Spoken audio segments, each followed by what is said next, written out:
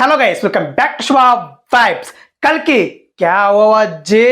అస్సలు మామూలుగా లేదు కదా హైప్ అయితే పిచ్చి లేపుతున్నారు కల్కి టీం అయితే కల్కి 2898 అస్సలు మారి మోగిపోతుంది అసలు ప్రభాస్ ఒకడే ఒక ఎత్తు అయితే సినిమాలో ఉండేదే కమల్ హాసన్ గారిని బాలీవుడ్ నుంచి దీపిక పడుకోన్ గారిని వీళ్ళనే కాకుండా మధ్యలో విజయ్ దేవరకొండ గారిని అనే న్యూస్ వచ్చింది మళ్ళీ చూస్తే నాని అనే పేరు వినపడింది కొన్ని రోల్స్ అయితే వీళ్ళందరూ చేస్తున్నారు గట్టిగా అనిపించింది బట్ ఇప్పుడు మాత్రం ఒక్క పేరు వినపడుతుంది భయ్య ఇండస్ట్రీని షేక్ చేసే పేరు అనమాట ప్రభాసే ఒక ఎత్తు అయితే టాలీవుడ్ నుంచి ఇప్పుడు జతగా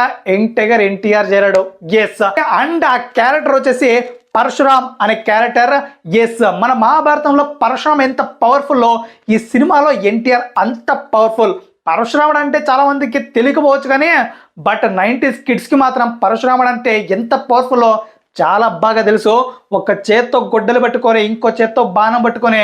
మామూలుగా ఉండడు విధ్వంసం ఆ రేంజ్లో ఉంటుంది ఆ కటౌట్ మాత్రం కల్కి సినిమాలో ఎన్టీఆర్ ఉండొచ్చు అది డెసిషన్ ఎన్టీఆర్ పైన ఉంటుంది ఎన్టీఆర్ ఓకే చేస్తే ఉంటాడు లేకపోతే